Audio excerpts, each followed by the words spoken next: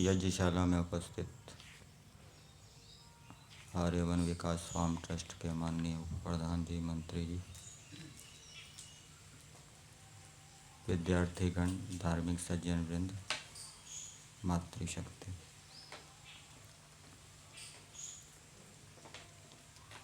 यजुर्वेद का 33वां अध्याय चल रहा है।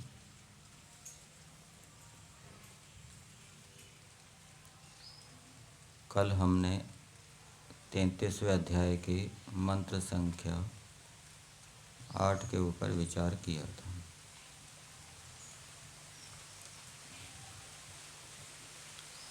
और मंत्र के शब्दों में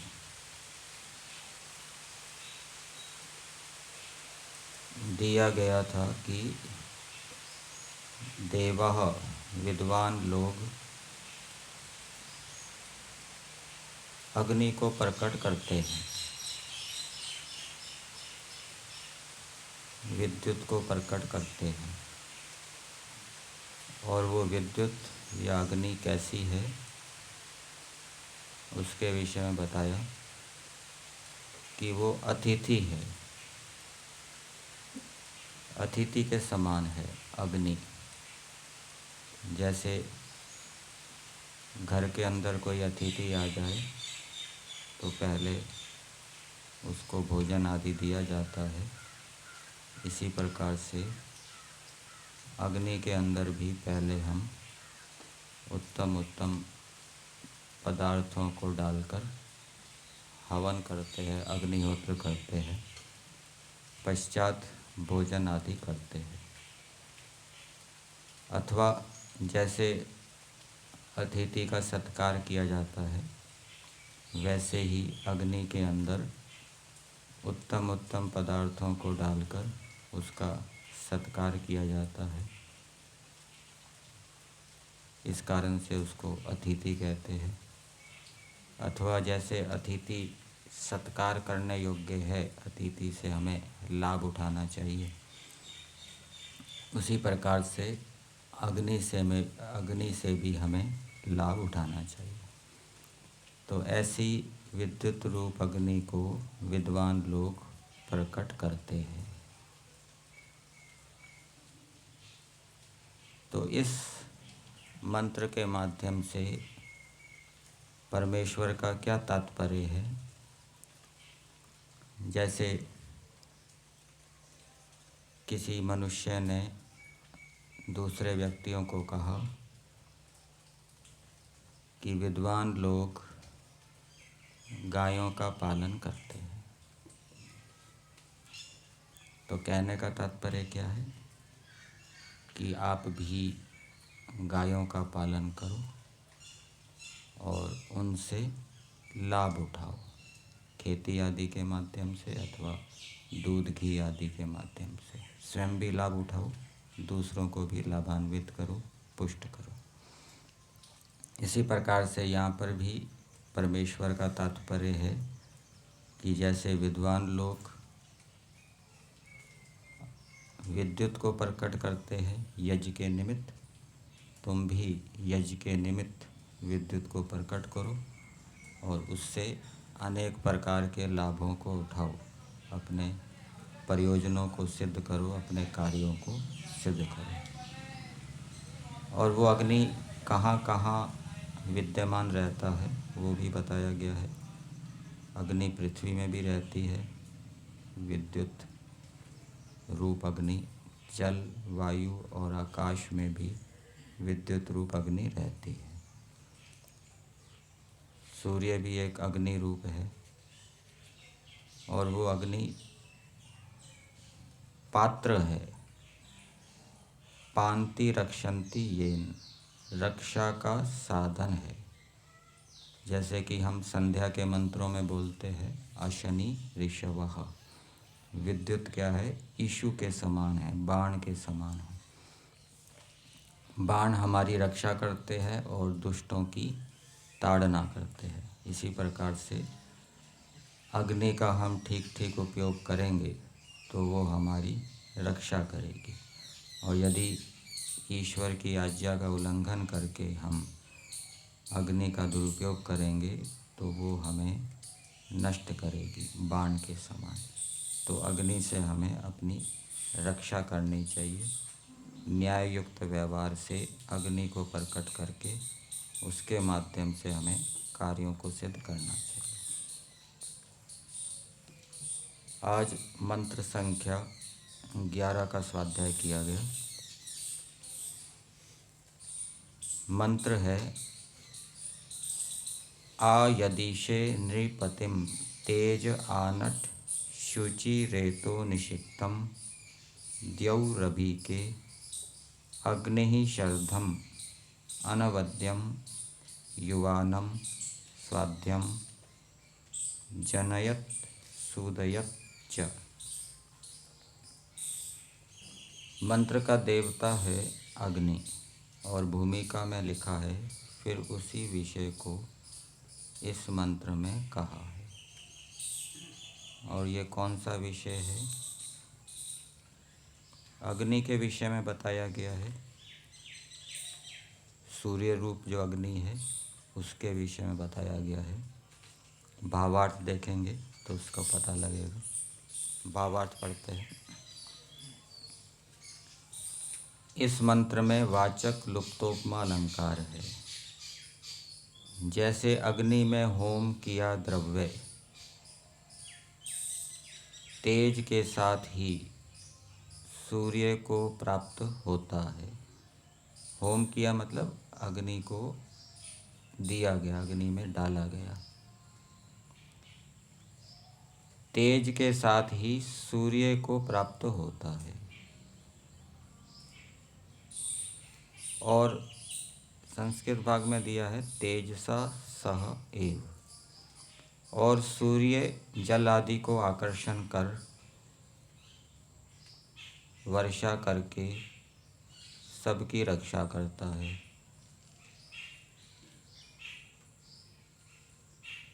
वैसे राजा प्रजाओं से करों को ले दुर्भिक्ष काल में फिर दे। अग्नि से यहाँ सूर्य रूप अग्नि लिया गया है। सूर्य रूप अग्नि क्या करता है? वो जब यज्ञ किया जाता है तो नीचे यज्ञ करने से, अग्नि के बढ़ने से, उष्णता के बढ़ने से, गर्मी के बढ़ने से जो सूर्य है वो जल को खींचता है। और जो यज्ञ किया जाता है, यज्ञ के पदार्थ सूक्ष्म होकर वातावरण में जाते हैं और वो वातावरण को भी शुद्ध करते हैं, और वो जल फिर वर्षा के रूप में नीचे आता है। तो इसके माध्यम से राजा को प्रेरणा दी गई है कि राजा भी सूर्य के समान भूमि से जल को ग्रहण करे। और जैसे सूर्य वर्षा काल में जल को देता है तो राजा दुर्भिक्ष काल में जो उसने अन्न संग्रह किया है वो अपनी प्रजाओं को बांटे। जैसे कहीं बाढ़ आ जाती है या और कोई आपत्ति आ जाती है तो राजा की ओर से वहाँ अन्न आदि भेजा जाता है।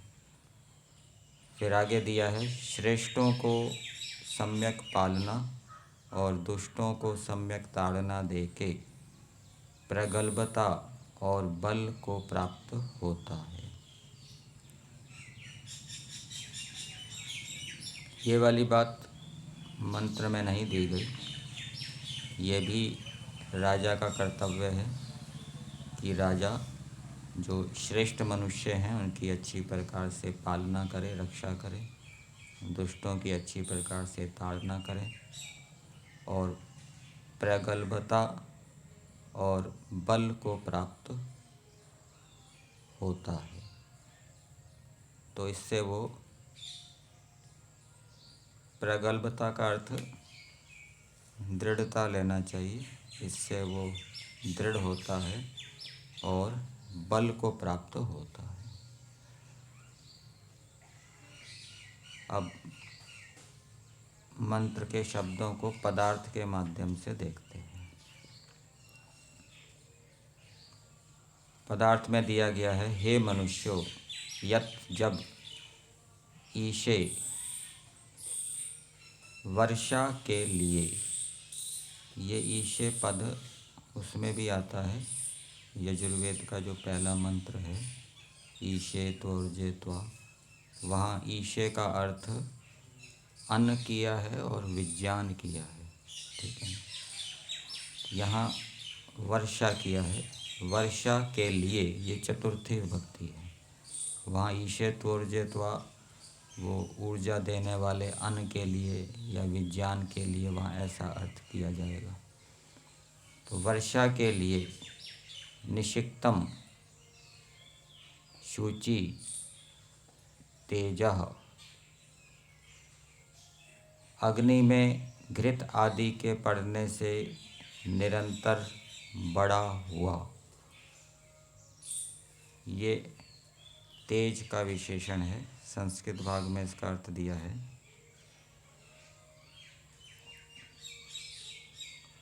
अग्नौ आज्य आदि प्रक्षेपणेन, अग्नि में घी आदि के डालने से नितराम सिक्तम, सिक्तम का अर्थ किया है विस्तृतम, फैला हुआ। तो अग्नि के अंदर जब घी डालते हैं तो अग्नि का जो तेज है वो क्या है, फैल जाता है या बढ़ जाता है। ऐसा जो तेज है, और वो तेज कैसा है, शुचि, पवित्र है, उसके अंदर कोई दूसरा पदार्थ मिला हुआ नहीं होता, अथवा वो पवित्र करने वाला होता है। तेजः, यज से उठा तेज, नृपतिम, जैसे राजा का तेज व्याप्त हो वैसे सूर्य को अच्छी प्रकार व्याप्त होता है। या तेज से लेना चाहिए, जो अग्नि के अंदर हम सामग्री डालते हैं, घी आदि डालते हैं, उसके जो सूक्ष्म कण हैं वो ऊपर उठते हैं और वो सूर्य को अच्छी प्रकार व्याप्त होते हैं। सूर्य को मतलब सूर्य की किरणों को अच्छी प्रकार से व्याप्त होते हैं। और यहाँ पर उपमा दी है राजा से, जैसे राजा का तेज व्याप्त होता है, राजा का तेज प्रजाओं में व्याप्त होता है, वैसे ही अग्नि का जो तेज है, अग्नि से उठे हुए जो सूक्ष्म द्रव्य है वो सूर्य को व्याप्त होते हैं। फिर क्या होता है, तब अग्नि ही, सूर्य रूप अग्नि, ये मंत्र के अंदर अग्नि शब्द आया है, अग्नि से सूर्य रूप अग्नि लिया गया है। मंत्र का देवता भी अग्नि है, तो सूर्य रूप अग्नि का वर्णन किया गया है कि जैसे सूर्य पृथ्वी से जल को लेता है और फिर देता है, इस रूप में। तब अग्नि ही, सूर्य रूप अग्नि, शरधम, अब ये वृष्टि जल की विशेषता बताई गई है इस मंत्र के अंदर। जो जल भूमि से ऊपर जाता है और अंतरिक्ष में स्थित होता है और यज आदि के माध्यम से जो शुद्ध होता है, वो जल कैसा होता है, उसकी विशेषता बता रहे हैं। शरधम बल हेतु, वो बल का कारण होता है, अर्थात वृष्टि जल बल पराक्रम आदि को देने वाला होता है। और उस जल से जो अन्न आदि औषधियाँ उत्पन्न होगी वो भी बल पराक्रम धैर्य आदि गुणों को देने वाली होगी। तो वो बल कारक है, बल को देने वाला होता है। अनवद्यम, निर्दोष, दोष रहित होता है, उसमें कोई दोष नहीं होता, शुद्ध होता है। युवानम, और वो जवानी को करने वाला होता है। जैसे रसायन आदि का सेवन किया जाता है, रसायन क्या होते हैं, वो बुढ़ापे को दूर रखते हैं, जल्दी आने नहीं देते। तो इसी प्रकार से ये जो जल है ये रसायन के समान होता है, जल्दी बुढ़ापे को नहीं आने देता, युवावस्था को बनाए रखता है इसका सेवन करने से, अथवा इससे जो औषधियाँ उत्पन्न होगी उनका सेवन करने से युवावस्था बनी रहेगी, बुढ़ापा नहीं आएगा। स्वाध्यम, ये भी वृष्टि जल का विशेषण दिया है, जिनका सब चिंतन करते। अन्न के लिए भी बताया गया है, अन्न के लिए एक शब्द आया है, वह अच्छी प्रकार से विचार करके जो खाया जाता है उसको अन्न कहते हैं। इसी प्रकार से ये जो जल है ये भी अच्छी प्रकार से विचार करके इसका प्रयोग किया जाता है, देखा जाता है ये जल शुद्ध है या अशुद्ध है, फिर देखकर उसका सेवन किया जाता है। जल के विषय में भी ऐसे ही होता है और अन्न के विषय में भी ऐसा ही होता है, इसलिए इसको जल को स्वाध्यम कहा गया है, जिसका सब चिंतन करते हैं।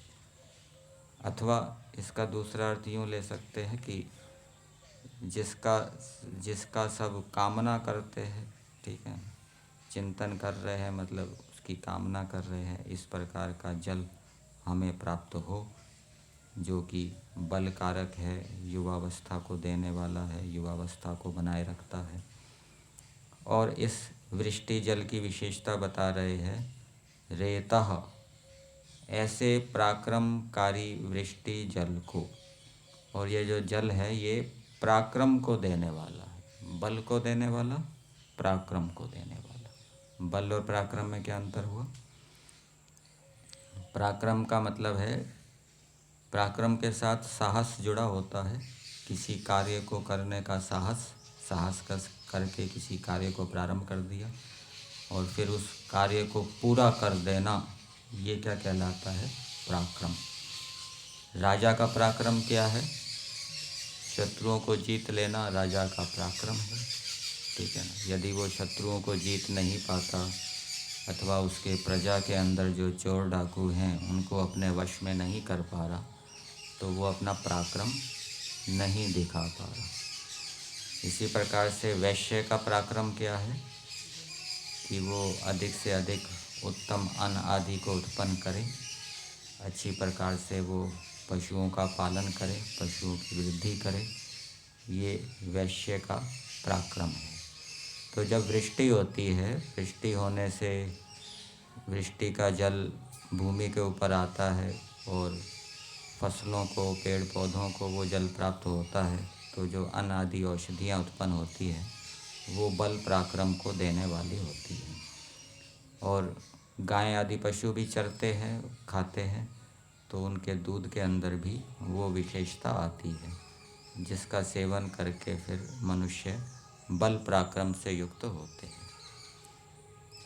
तो ऐसे पराक्रमकारी वृष्टि जल को द्योहो, ये षष्ठी विभक्ति के अर्थ में प्रथमा विभक्ति है, आकाश के निकट जनयत, उत्पन्न करता और वर्षा करता है। कौन करता है, कौन उत्पन्न करता है? सूर्य।